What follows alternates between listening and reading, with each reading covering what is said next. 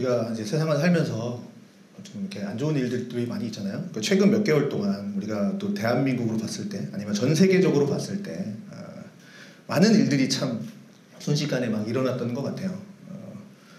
중동의 전쟁부터 시작해서 미국의 트럼프가 이제 대통령이 되면서 관세 전쟁이라고 하는 그런 것들을 벌이면서 주변 나라들 심지어 이제 호치민까지도 지금 조금씩 타격을 받고 있고 세계로 가지 말고 멀리 가지 말고 우리나라 안에서만 좀 보더라도 최근에 대통령의 탄핵으로 인해서 정말 몇 개월 동안 나라가 정말 어수선하지 않았습니까? 그래서 정치부터 경제, 교육, 그다음에 사법, 제도, 의료까지 지금 우리나라가 세계에서 자랑할 만한 것 행복 지수도 많이 떨어졌다 그러죠. 바닥이고 여기 계신 분들 최근 이렇게 뉴스를 보면 인상을 찌푸리게 되는 좀 나라만 생각하면 많이 좀 우울하셨을 것 같아요. 그뿐만이 아니라 또 개인적으로 저는 개인적으로 제 마음을 무겁게 하는 이유들이 좀 있었는데요. 최근 교회 성도님들을 위해서 좀 기도하다 보면 이렇게 소식들을 듣게 되잖아요. 그래서 일이 좀 안 풀린다라던가 아니면 이렇게 좀 안 좋은 얘기들을 들을 때가 있습니다. 안 좋은 소식들을 좀 들을 때가 있습니다. 그래서 그러면 제 마음이 이렇게 와르르 무너지는 것 같아요. 그러면서 이제 성도님들을 위해서 기도하는데요.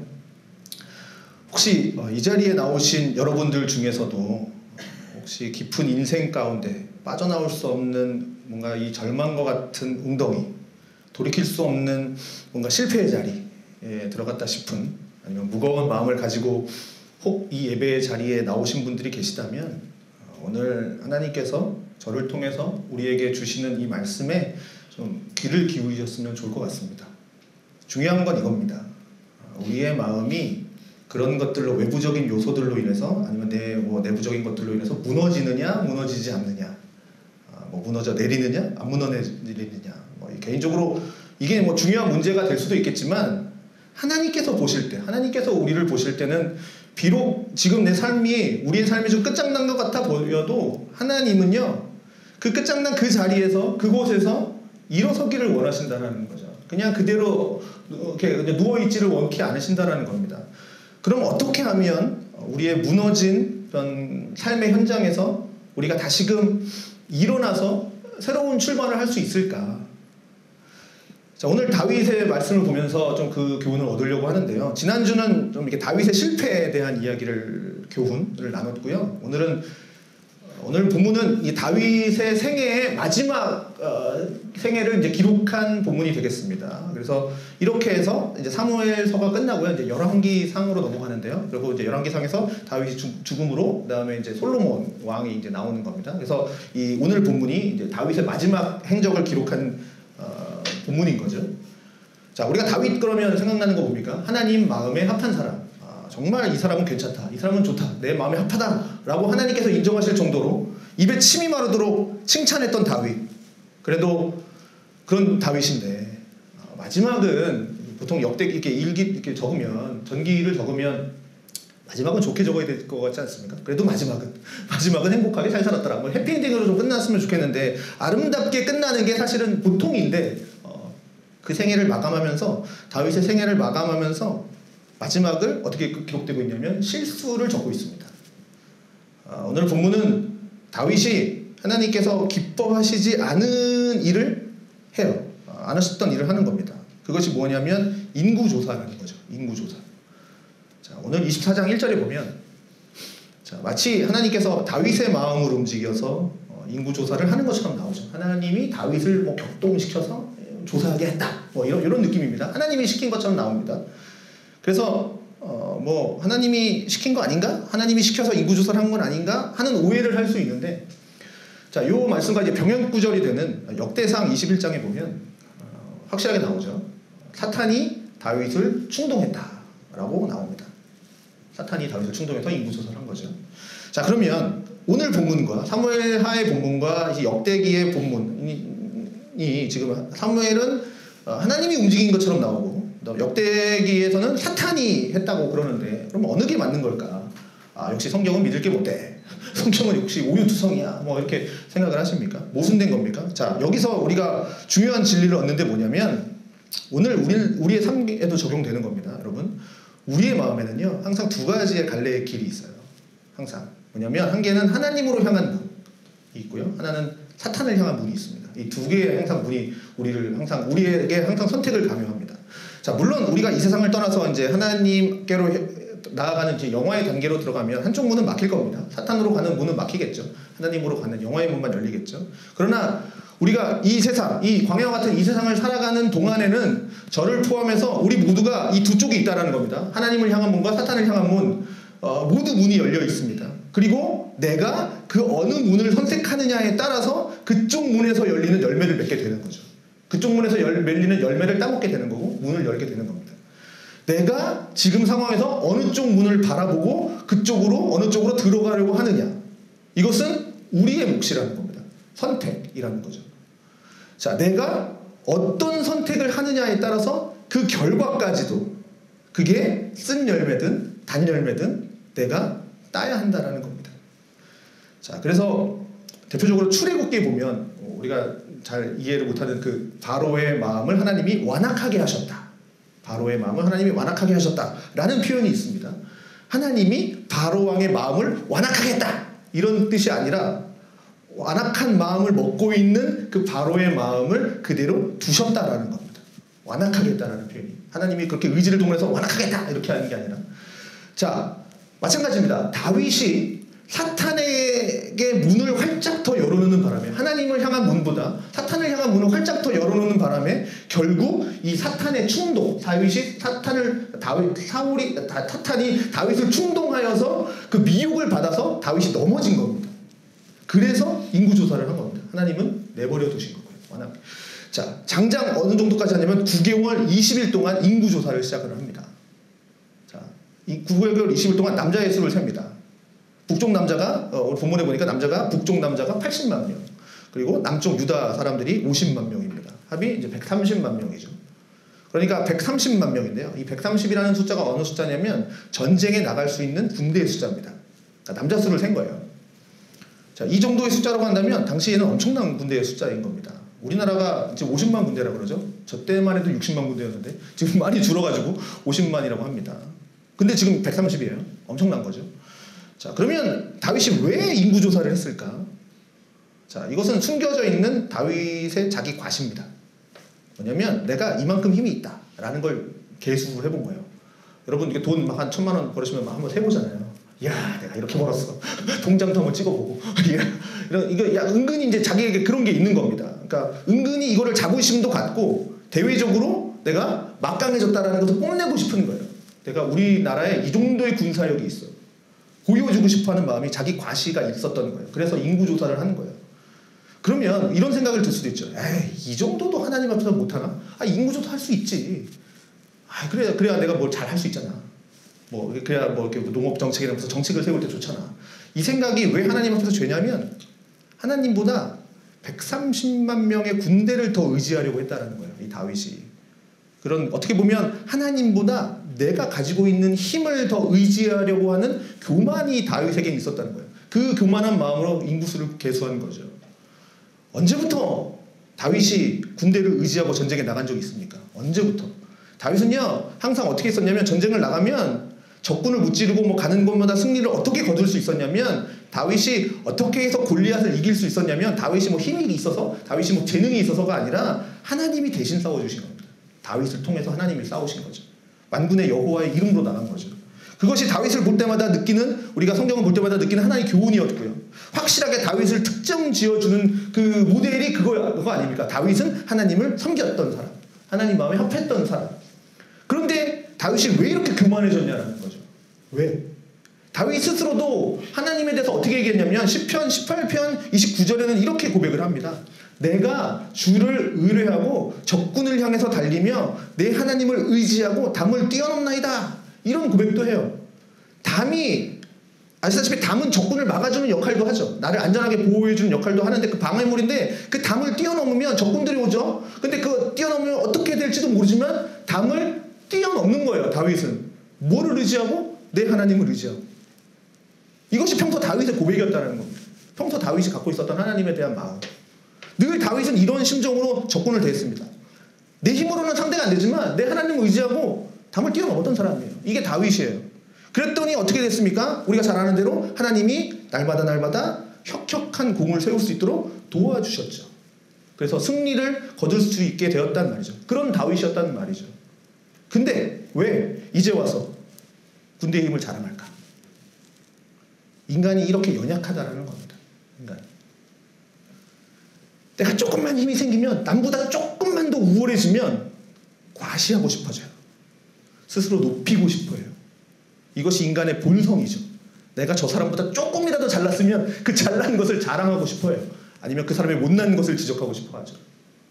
이것이 다윗이 교만에 대해서, 이 다윗의 교만에 대해서 하나님은 진노하신 겁니다. 단순히 숫자를 세는 것이 아니라 다윗의 이 교만함을 하나님이 진노하신 거죠. 자, 오늘날 우리 그리스도인들이 들어야 할 중요한 메시지가 저는 여기 있다고 생각을 합니다. 지금요, 아시다시피 한국교회는 굉장히 어려움에 처해 있습니다. 몇 년 전에도 어렵다고 그랬는데 지금도 어려워요. 지금 더 어려워진 것 같아요. 우리나라 안에서 예배 중에 기뻐 춤을 추고 눈물 흘리고 살아계신 그 하나님, 살아있는, 소위 얘기하는 살아있는 예배, 생동감 있는 예배를 드리는 교회가 여러분 몇 교회나 된다고 생각하십니까? 여러분들은 어떤 마음으로 교회 오셨습니까? 내가 정말 오늘 하나님 앞에 은혜를 받아야지, 내가 오늘 하나님 만나고 돌아가야지, 그런 마음으로 오셨습니까? 아니면 아이고 교회 가야 되는데 안 가면 혼나는데 한 주가 찜찜한데, 이게 어떤 예배입니까? 여러분 어떻게 오셨습니까? 어떤 마음으로 지금 이 시간 여러분들은 예배를 드리고 계십니까? 여러분은 제일 내가 보고 싶은 영화가 있어. 영화나 콘서트, 아니면 사랑하는 사람을 만날 때는 어떤 기분으로 하십니까? 몇 시간부터 어떻게 준비하십니까? 여러분 교회 나올 때 그런 마음으로 준비하셨습니까? 한국교회가 무너진 이유가 여러 가지가 있겠죠. 이게 한 가지 이유로만 무너지지는 않았겠죠. 그렇지만 그 중에 하나가 뭐냐면, 한국교회는 덩치를 잘하겠습니다. 양적인 부흥, 양적인 성장, 메가처치라고 하죠. 교회 대지가 세계 몇이네. 천국 위에 분당이 있는데, 천당 위에 분당이 있는데, 거기에 전 세계에서 제일 큰 교회 10교회 중에 8교회가 거기 있대더라. 부터 시작을 해서 우리 교회는 국회의원이 나와, 대통령이 나오고 그런 것을 막 자랑했죠. 정치인이 있는 거, 우리 교회 정치인이 있어 막 자랑하고, 화려한 건물 자랑하고, 우리 교회는 막 LED가 켜져 그러면서 막 자랑하고, 외적인 성장 지표, 성도의 수, 마치 그것이 목회의 성공의 기준인 것처럼 막 그런 것들을 자랑하고 다녔죠. 저도 호치민에 있으면서 사람들을 만나면서 듣는 질문이 그거였습니다. 제일 먼저 딱 목사님, 선한교회 목사입니다 그러면, 아 예, 선한교회 목사시군요. 그 교회 몇 명 나와요? 요게 제일 먼저 저한테 하는 질문이었어요. 여기 분들 이렇게 만나면 예배에 대해서 물어보지 않습니다. 그 교회 몇 명 나와요? 의자 딱 보더니 몇 명 앉을 수 있겠네? 이런 거. 교회의 덩치가 하나님이 그곳에 임재하느냐 임재하시지 않느냐를 가늠해 보는 것처럼, 교회가 크면 하나님이 크게 임하시는 거고, 그런 어떤 시금석처럼 생각해서 자꾸 외형적인 모습을 키워나가는 거죠. 그래서 막 조그만 교회 목사님인데 막 그랜저 타고 다니고 벤츠 타고 다니고, 그래야 무시당하지 않는다. 그런 것들. 하나님이 그걸 보셨을 때 얼마나 기분이 좋으셨을까요? 하나님과 전혀 상관없는 짓을 하고 있는데 하나님이 얼마나 마음이 아프셨을까요? 설교자 A.W. 토저라는 분이 계십니다. 그분의 책 중에 하나님을 추구하라 라는 책에서 이런 얘기를 나눴습니다. 현대교회는 제단을 쌓고 재물의 각을 떠놓고도 제단의 도룰수를 세며 각든 조각들을 재배치하는 데에만 만족할 뿐이다. 저 높은 갈멜산 꼭대기, 그러니까 엘리야가 임했던 그 갈멜산에서 850대 1의 전투를 할 때 그 하늘에서 불이 떨어졌던 그 갈멜산 꼭대기에 임했던 그 불의 표적이 없다는 사실에는 신경조차 쓰지 않는 것 같다. 무슨 얘기입니까? 본질을 잃어버리고 있다는 거예요. 본질. 신앙의 본질을 잃어버리고 있다는 겁니다. 예배의 본질. 하나님이 쏟아부으실 은혜에 대한 갈망이 없어요. 여러분 어떤 마음으로 여러분 오셨습니까? 그냥 돌을 세고 있는 거예요. 돌을. 몇 명 나오나, 교인 수 세고 있고, 헌금 얼마나 나오는지에 대해서 관심만 있고. 자, 2014년에 그 다큐멘터리 영화 커바디스라는 그 다큐멘터리 한국의 영화가 있었습니다. 거기에 김재환 감독님이 이런 말을 하셨습니다. 교회는 유럽으로 가서 문화가 되었고 미국으로 갔을 때는 기업이 되었고 마침내 한국으로 와서 대기업이 되었다. 자, 앞으로도 교회가 계속 이런 식으로 나아가면 하나님 앞에 징계를 결코 피할 수가 없을 겁니다. 여러분 그런 얘기 많이 들어보셨죠? 뭐 유럽 교회가 지금 문을 닫고 있다. 뭐 영국은 뭐 지금 이슬람화가 되고 있다. 뭐 술집으로 바뀌고 있는 얘기 많이 들으셨죠? 한국도 남의 아닙니다. 한국도 많이 지금 바뀌었어요. 자, 이것이 지금 하나님의 징계가 아니고 하나님의 심판이 아니고 무엇이겠습니까? 여러분 아무튼 그 결과로 하나님이 다윗에게 벌을 내리십니다. 자, 성경에 보니까 다음 주 넘겨주시면, 자, 역병이 돌기 시작합니다. 이제 하나님께서 이제 다윗에게 벌을 내리시는데, 이제 그 온 지역에 이제 역병이 돕니다. 자그마치 7만 명이 죽습니다. 거기 예루살렘에 있는 사람들이, 이스라엘에 있는 사람들이 뭐 이렇게 생각하는 분도 있을 겁니다. 뭐 다윗이 잘못했는데 왜 백성들이 고생을 받아야 되냐? 뭐 이건 좀 다른 주제입니다. 자, 다음에 다루기로 하고요. 그것에는 관심 두지 마시고요. 오늘은 이 얘기를 하고 싶습니다. 분명히 지금 다윗이 잘못을 했어요. 잘못을 범했습니다.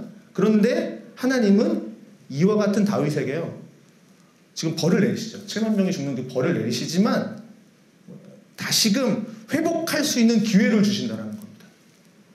이것도 참 놀라운 것은 뭐냐면 다윗 스스로 힘을 내서 시작한 게 아니에요. 이 회개라는 것이 다윗 스스로 시작해서 된 것이 아니고 범죄를 해서 하나님께 징계를 받고 무너져버린 그 이스라엘을 향해서 하나님께서 회복할 수 있는 길을 만들어 놓고 그 길로 가라고 지금 하나님이 가르쳐 주셨다라는 건데요. 자, 18절 이하에 보니까 그 갓이라는 선지자가 나와요. 그 갓이라는 선지자를 통해서 하나님 말씀을 다윗에게 전합니다. 그때 다윗의 마음이, 갓 선지자가 하나님의 말씀을 다윗에게 전했을 때 다윗이 어떤 마음이었을까요? 나의 죄로 인해서 백성들이 7만 명이 지금 죽어나가고 있어요. 얼마나 가슴이 아프겠습니까? 그런데 이제 갓이 와서 이렇게 얘기하는 거죠. 올라가서 여부스 사람 아라우나의 타작마당에서 여호와를 위해서 제단을 쌓으소서라고 얘기합니다. 자, 수많은 장소 중에 지금 아라우나의 타작마당에다가 제단을 쌓으라고 하셨을까? 많은 곳에 많이 있는데. 자, 그 이유를 알기 위해서는, 자, 이 좀 16절로 다시 좀 돌아갈 필요가 있는데요. 자, 천사가 예루살렘을 향해서 그의 손을 들어서 멸하려고 하고 있습니다.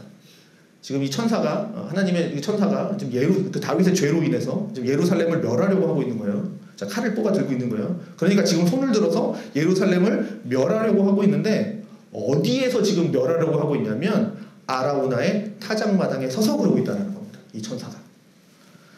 자, 그러니까 어떻게 되는 겁니까? 지금 아라우나의 타작마당에서 이스라엘의 심장인 그 예루살렘을 향해서 심판의 칼을 지금 천사가 꺼내 들은 거예요. 그림 그려지시는지 모르겠습니다. 자, 그런데 여기서 선지자가 뭐라고 하고 있냐면 지금 그 장소에 아라우나의 타작마당에 제단을 쌓으라는 겁니다. 예배하는 장소를 만들으라는 거죠.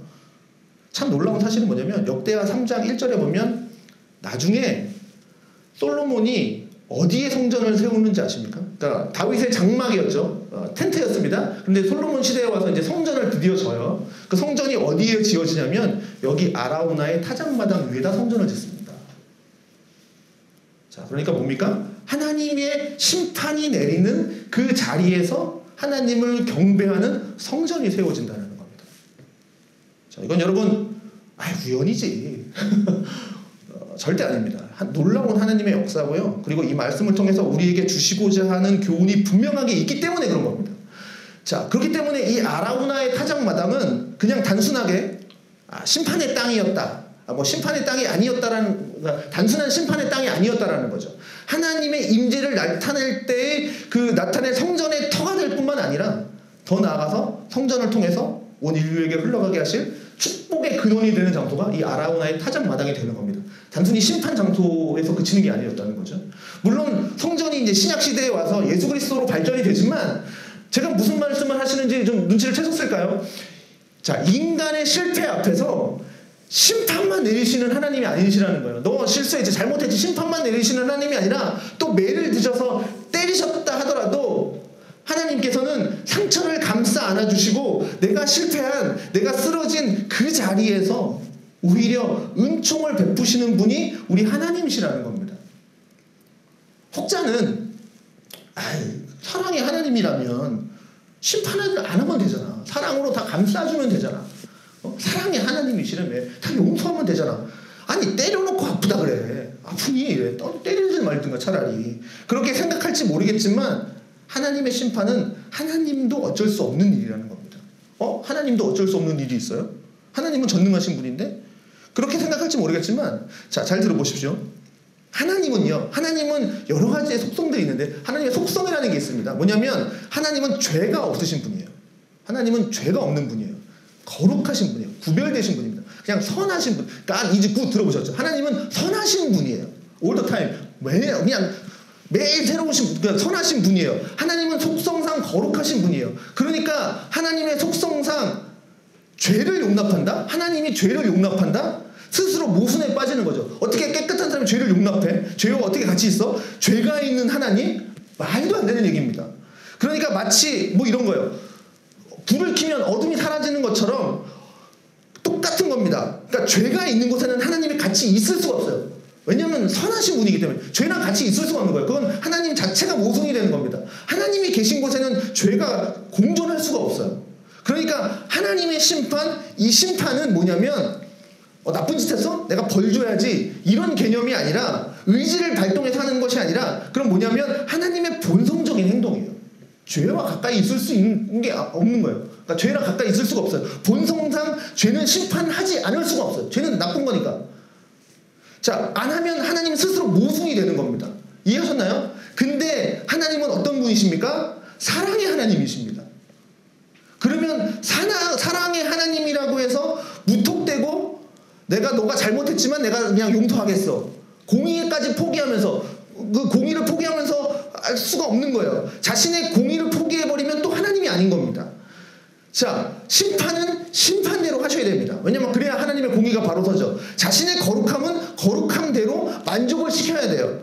공의는 세워져야 돼요. 이건 영원불변합니다. 이 세상 끝까지 영원합니다. 하나님의 공의는 바로 서 있습니다. 그러면 이 공의도 만족시키고 동시에 죄인들을 구원시키시는 공의도 만족시키는데 심판도 해야 되는데 또 사랑을 해야 돼. 그것이 하나님의 진짜 사랑이라는 거죠. 어떻게 그게 가능한가?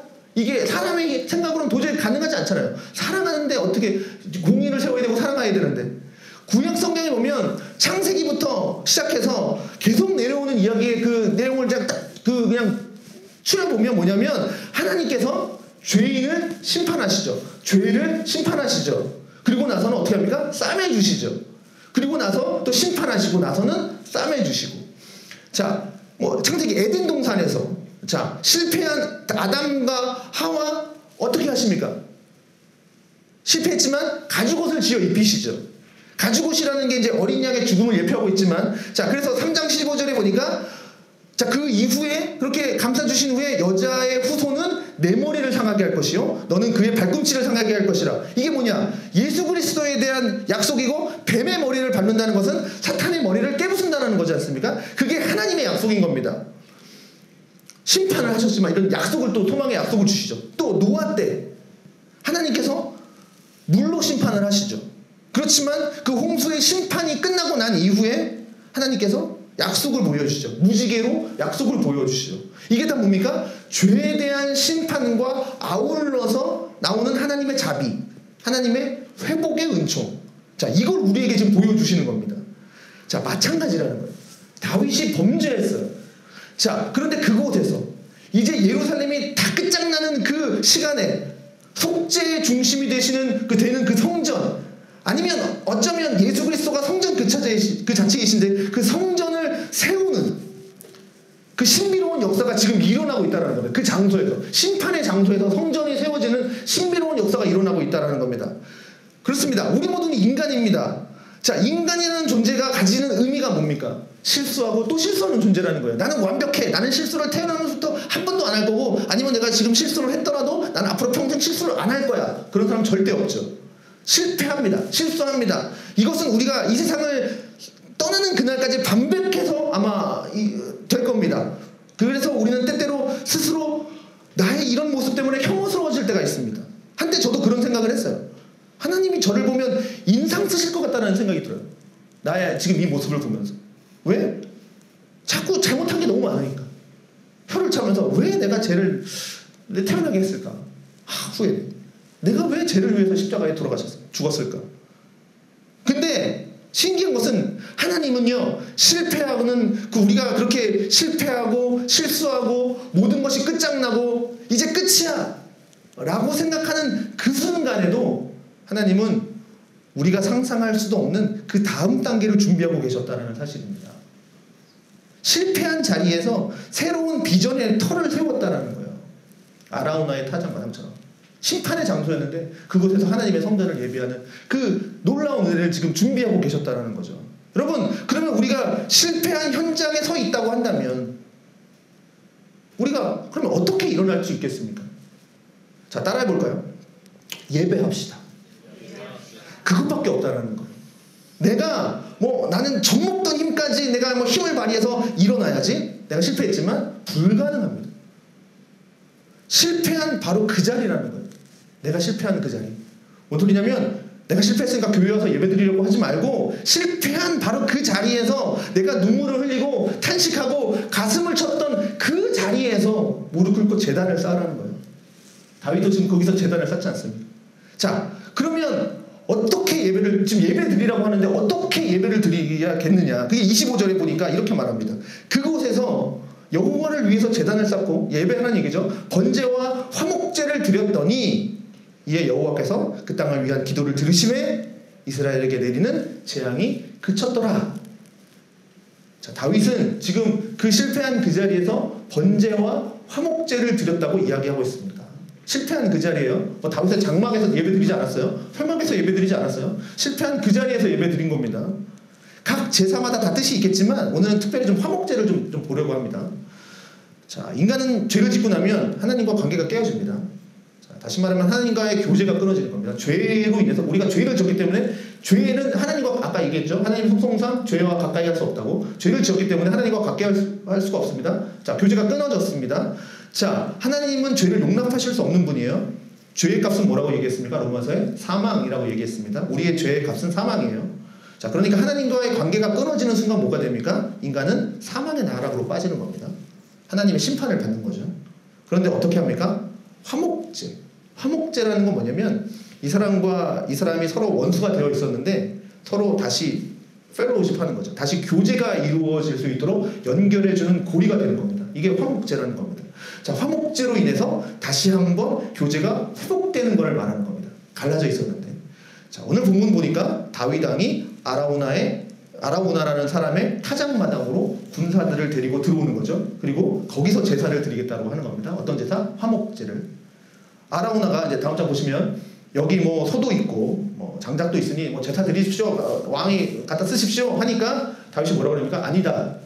내가 이 값을 지불하겠다. 라고 얘기해요. 내가 값을 주고 네게서 사겠다. 이렇게 얘기하죠. 값을 지불합니다. 이게 여러분 화목제물에 있어서 아주 중요한 전제인데요. 뭐냐면 값이 없이는 하나님 앞에 화목제를 올릴 수가 없습니다. 그러니까 서로 화목하게 하는 데에는 분명한 근거가 필요한데, 자, 예를 들어볼게요. 인간이 이제 죄를 졌습니다. 하나님의 심판을 받아서 이제 죽어야 됩니다. 근데 하나님과 어떻게 화목합니까? 이 사람은 죽어야 되는데, 죽어야 할 운명인데 이 사람이 안 죽게 되려면 어떻게 해야 됩니까? 여기서 하나님의 지혜가 나오는 건데, 그게 뭐냐면 대속이라는 겁니다. 대속. 들어보셨나요? 대속. 대신 죽는 겁니다. 대신. 그 사람을 살려놓고 내가 죽는 겁니다. 자, 부모들은 다 공감하실 거라고 생각합니다. 우리 자녀가 아프면 어떤 생각이 드십니까? 얘 대신 내가 아팠으면 좋겠다. 자녀가 힘들면 어떤 생각 듭니까? 얘 대신 내가 힘들었으면 좋겠다. 생각하잖아요. 왜 그런 생각을 합니까? 엄마니까? 부모니까? 그렇게 그냥 쉽게 생각하지 마시고 내가 아팠으면 좋겠다라는 거죠. 이것은요, 뭐냐면 하나님의 DNA가 우리 속에 있는 거예요. 여러분, 하나님께서 우리의 마음속에 하나님의 DNA를 심어 놓으셨는데요. 내가 쟤 대신 아프면 쟤는 안 아플 거야 라는 생각이 있는 거죠. 그래서 내가 대신 아팠으면 좋겠다라는 생각을 하잖아요. 이거 누가 가르쳐 줬습니까? 누가 가르쳐 주는 겁니까? 그죠? 생각하는 것 자체가, 그런 생각하는 것 자체가 뭡니까? 하나님의 생각이에요. 하나님의 DNA가 우리 마음속에 들어와서 그런 겁니다. 하나님과 우리가 원수되어 있는 상태에서 화목제물을 드렸을 때 반드시 뭐예요? 내가 하나님과 원수된 이유는 하나님의 벌을 받아서 심판을 받은 자인데 우린 죽어야 마땅할 운명인데, 그런데 우리를 살려야 하나님과 화목할 수 있지 않겠습니까? 거죠. 나는 죽어야 될 운명인데 나를 살려야 하나님과 화목할 수 있지 않겠습니까? 그래서 하나님께서 어떻게 하신 겁니까? 죄 없으신, 죄인이 만약에 죽으면 그 자기 죄로 죽는 거니까 죄 없는 사람이 우리를 대신해서 죽어야 되는 거 아닙니까? 만약에 나를 위해서 내 와이프가 죽었다. 그럼 와이프의 죄 때문에 죽는 거죠. 내 죄 때문에 대속한 게 아니라 죄가 없는 사람이 내 죄를 가져가야 되는 거죠. 그러니까 어떻게 해요? 하나님의 지혜가 여기서 나오는 거죠. 죄 없으신 예수 그리스도를 세상 가운데 보내셔서 우리 대신 십자가에 죽게 만드신 겁니다. 그래서 예수님의 십자가의 죽으심에 대해서 우리는 뭐라고 이야기합니까? 화목제물로 하나님께 드렸다 라고 얘기하잖아요. 그 십자가의 사건을 화목제물로 하나님께 드렸다. 예수님의 십자가의 그 죽으심으로 인해서 하나님의 공의도 세우고, 그리고 죄를 심판하시는 그 하나님의 공의도 세우고, 드디어 하나님은 어떻게 해요? 죄인들과 다시 교제할 수 있는 근거가 생긴 거예요. 그래서 본문에서 화목제물을 이야기하는 겁니다. 그리고 아라우나가 왕 보고 제사 드릴 때 이거 갖다 쓰라 라고 했을 때도 아니야, 나는 값을 지불할 거야, 지불해야 돼 라고 다윗이 끝까지 우겼던 이유가 바로 이겁니다. 근데 여러분, 그 중요한 사실이 뭐냐면, 이렇게 누가 나 대신 죽어주니까 아이고 예수님 감사합니다, 나 대신 죽을 뻔했는데, 내가 죽을 뻔했는데 감사합니다, 그러고 나서 죄짓고 또 내가 가서 또 죄짓고, 그런 게 아니라는 겁니다. 오늘 다윗이 화목제를 드리기에 앞서서 한 일이 하나 있는데, 그게 뭐냐면 17절입니다. 나는 범죄하였고, 17절, 나는 범죄하였고 악을 행하였거니와 이 악무리는 무엇을 행하였나이까? 청하건대 주의 손으로 나와 내 아버지의 집을 치소서. 지금 백성들이 막 죽어가는 것을 보면서 다윗이 막 가슴 아팠습니다. 회개합니다. 모든 실패의 책임을 내가 지겠다라는 거예요. 죄값을 달게 받겠다는 겁니다. 주의 손으로 나와 내 아버지의 집을 치소서. 이렇게 자신의 죄를 정직하게 인정하게 될 때, 그때 진정한 회개가 이루어지고, 회개 위에 하나님의 용서의 은총이 부어지는 겁니다. 한국교회 부흥해야 돼, 부흥해야 돼 막 얘기합니다. 근데 왜 부흥이 안 일어납니까? 모든 사람들이 그렇게 얘기하죠. 회개가 이루어지지 않았다. 1907년도 평양 대부운동이 일어날 때 뭐가 제일 먼저 일어났습니까? 길선주 목사님의 회개가 먼저 시작되었죠. 부흥은 회개부터 시작하는 겁니다. 자, 그 회개 위에 비로소 화목제물이 하나님 앞에 올려질 때 예수 그리스도의 죽으심이 비로소 그에게 유효해지는 겁니다. 오늘날 그리스도인들이 죄를 지어도 그 죄에 대해서 회개할 줄을 모릅니다. 그냥 맨날 주세요. 왜 안 주십니까? 이런 기도하고 있죠. 아니, 회개 이전에 그 죄가 죄인 줄도 몰라요. 하나님은 이해하실 거야. 이 정도는 할 수 있잖아요. 죄와 직면하라고 하지 않아요. 꺼려요. 요즘 교회에서 혼내는 설교하면 막 이렇게 교훈 설교하면 교회 인기가 없다 그러죠. 내가 교회에서조차 혼나야 돼? 일주일 동안 나 힘들게 살았는데 내 주일까지 와서 내가 혼나야 돼? 그래서 그런 비슷한 말 얘기만 나와도 막 듣기 싫고 다른 교회로 가버린다 그럽니다. 맨날 설교 시간에 막 위로 받고 싶다 막 이런 얘기 하는 거죠. 괜찮냐? 얼마나 힘드냐? 하나님이 함께 하실 거다. 이런 얘기만 듣고 싶어 합니다. 현대인들은 솔직하게 말씀드려서 자신의 죄, 진짜 잘못된 그 자신과 솔직하게 직면하려고 하는 용기가 부족합니다. 그 용기가 없어요. 다 그냥 피하려고만 해요. 덮으려고만 해요. 남 탓해요. 죄의 문제는요, 남 탓할 것 하나도 없습니다. 정말 여러분 순수하게 여러분 죄 안 짓고 사십니까? 지금 만약에 가정에 문제가 생겼어요? 사업이 어려워요? 이것이 나에게 돈 빌려서 안 갚아준 사람 때문에 이렇게 된 겁니까? 가정이 이렇게 된 것이 남편 문제 때문입니까? 정말 그렇습니까? 그렇게 남 탓하는 이상 그건 회개 아닙니다. 하나님과 화목하기는 틀렸습니다. 아무리 나의 실패를 남의 탓으로 돌리고 나의 잘못을 변명하려고 해도 1차적으로 내가 먼저 다윗처럼 내가 잘못했습니다. 이 모든 책임을 내가 지겠습니다. 내가 자초한 일입니다. 이런 처절한 회개가 선행되어지지 않으면 십자가의 은혜는 우리에게 부어지지 않습니다. 그렇지만 그 십자가의 은혜가 부어지는 그곳에 반전의 역사가 일어나는데,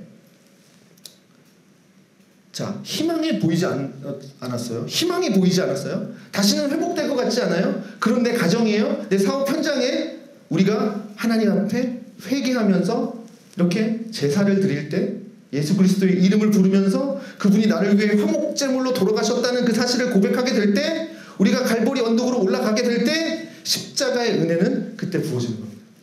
그래서 우리의 삶을 새롭게 만들어준다는 겁니다. 자, 재미있는 사실 하나만 얘기하고 마치겠습니다. 하나님께서 이제 여호수아로 넘어가면 이제 출애굽을 해서 이제 가나안 땅으로 들어가죠. 가나안 땅을 앞에 놓고 이스라엘 백성에게 복과 저주에 대해서 교훈을 내려주시는데요. 그런데 어떻게 교훈을 내려주시냐면 두 산을 지정해 줍니다. 그래서 하나는 그리심산이라는 곳이고요. 하나는 이제 에발산이라는 곳입니다. 자, 가나안 땅에 들어가면 이렇게 해라. 그리심산에서는 축복을 선포해라. 에발산에서는 저주를 선포해라. 이게 무슨 말이냐면 하나님의 말씀대로 살아가는 사람은 이런 복을 받습니다. 이 얘기는 그리심산에서 선포해라. 자, 그리고 하나님 말씀대로 순종 안 하면 벌 받을 거야. 벌을 받는다. 이 얘기는 에발산에서 하라는 겁니다. 자, 근데 여러분 놀라운 사실이 뭐냐면 가나안 땅에 들어가서 이제 이 교훈을 듣고 이제 가나안 땅에 들어가죠. 들어가서 이제 제단을 쌓습니다. 그리고 그 제단에서 번제와 화목제를 드리라고 한 산이 어느 산이었을까? 눈치 빠른 분들은 아시겠죠. 축복을 선포하라고 하신 그 그리심산인 줄 알았는데 아니더라는 겁니다. 하나님 앞에 제단을 쌓으라는 곳이 어디였냐면 에발산에서 하나님 앞에 제단을 쌓으랬던 거죠. 저주를 선포하는 그 산에서 제단을 쌓고 거기서 번제와 화목제를 드리라고 말씀하셨어요. 여러분 축복받아야 되니까 그리심산이 맞을 것 같은데 축복을 선포하는 그곳에 하나님이 계실 것 같은데 하나님은 놀랍게도 저주를 선포하는 그 산에다가 제단을 쌓고 거기에 제물을 드리라고 얘기합니다. 여기에 중요한 진리가 담겨 있는데 실패를 하나님은 실패로 끝나게 하시지 않는다라는 거예요. 실패의 자리를 새로운 희망의 출발점으로 삼으신다라는 거죠. 이것을 보여주시려고 하나님께서는 에발산에서 지금 화목제물을 드리라고 말씀하십니다. 자, 예수님의 죽으심을 마지막으로 생각해 봅시다. 자, 갈보리산. 다시 보시면 갈보리산은요 성산이 아닙니다. 뭐 성스러운 산이 아니에요. 거룩한 산 아닙니다. 갈보리산. 여러분 갈보리산 그러면 예수님이 죽었으니까 막 거룩한 산인 것처럼 보이죠. 갈보리산은요 뭐 따로 예수님 때문에 뭐 그 산 하나를 지정해서 거기서 예수님을 죽였다 그런 거 아닙니다. 갈보리산은요 오래전부터 못된 짓하고 십자가형에 죽어야 될 사람이 극악무도한 사형수들이 죽어야 되는 곳이 그 갈보리산이었어요. 그 갈보리산 처형 장소였다라는 겁니다. 그러니까 예수님 이전에도 십자가에 달려 죽은 사람들이 엄청 많았습니다. 갈보리산에서. 예수님 이후에도 거기서 엄청나게 많은 사람들이 죽었을 겁니다. 십자가 처형을 당해서. 수많은 사형수가 그 갈보리산에서 절규하면서 자신의 억울함 그런 것들을 막 소리 지르면서 처참하게 죽어갔던 곳이 이 갈보리산이었단 말이죠.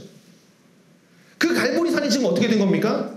십자가가 섰다라는 겁니다. 그 갈보리산 위에 십자가가 섰다라는 겁니다. 찬양 아시죠? 갈보리산 위에 십자가가 섰으니. 자, 갈보리산은 저주의 산이지 축복의 산이 아니죠. 사람들이 죽어나가는 곳입니다. 갈보리산은 그리심산이 아닙니다. 에발산이에요. 그러나 하나님께서 그곳에서 자신의 아들 예수 그리스도를 십자가에 못 박혀 죽이심으로써 그곳에서 우리와의 화목제물을 만드심으로써 하나님의 저주를 대신 받아서 예수님이 죽게 하심으로써 우리의 모든 죄의 저주를 다 없애시고 결국은 어떻게 돼요? 그 갈보리산이 축복의 산으로 바뀌어지게 된 겁니다. 이게 하나님의 역사라는 겁니다. 우리가 받아야 할 그 모든 저주를 예수님이 대신 받고 죽으셨어요. 예수님이 그래서 마지막에 한 말이 뭡니까? 다 이루었다. 이 말 뒤에 뜸은 뜻이 뭡니까? 너희에게 갈 저주를 내가 다 가져갔으니 이제 하나님이 주시는 복을 너희들이 몽땅 다 받아라. 이제 너희에게 내릴 저주는 없다. 예수님께서 십자가에 죽으심으로 온 인류를 구원하는 그 소망의 산이 그리고 축복의 산이 드디어 세워진 겁니다. 여러분 사업이 어려우십니까? 혹시 몸에 병이 있으십니까? 여러분 속 터지게 만드는 자녀들이나 뭔 일들이 있습니까? 우린 본능적으로 그렇게 생각하죠. 나한테 안 좋은 일 생기면 그렇게 생각합니다. 내가 무슨 죄를 졌길래 이런 벌을 받나? 벌 없습니다. 그런 생각하지 마십시오. 이제 우리의 삶의 에발산처럼 아라우나의 타작마당처럼 마치 이 갈보리 언덕처럼 하나님의 벌을 받는 것 같은 그런 실패한 삶의 영역들이 어쩌면 다 있을 겁니다. 우리는 그 사실로 인해서 막 자책하면서 모든 희망을 스스로 포기해버리려고 할 겁니다. 여러분 아닙니다. 이제 우리가 마음을 새롭게 해야 됩니다. 우리가 어떤 실패를 맛보았든 간에 나의 잘못을 먼저 인정을 하고 하나님 앞에 제사를 드리게 되면 하나님께서는 실패의 자리에서 새로운 출발을 하게 하신다는 겁니다. 실패의 자리를 예배의 자리로 만들어 가기를 바랍니다. 주위를 보면요, 다들 살기 어렵다고 아우성입니다. 젊은이들은 꿈을 잃었다 그러고요, 중년의 세대들은 살아갈 용기를 잃었다고 하죠. 위기에 찬 우리 가정, 우리 나라 회복시킬 방법이 무엇입니까? 한 가지밖에 없다는 거예요. 예배를 하나님께 드리는 겁니다. 하나님께 예배 드릴 때 하나님께서 이 땅을 회복시키시고 또 우리 한국 교회를 다시 일으켜 세워줄 줄로 믿습니다. 자, 우리 하나님 앞에서 십자가 앞에 나아가는 마음으로 우리가 본질로 돌아가야겠습니다. 십자가 앞으로 돌아가야 되겠습니다.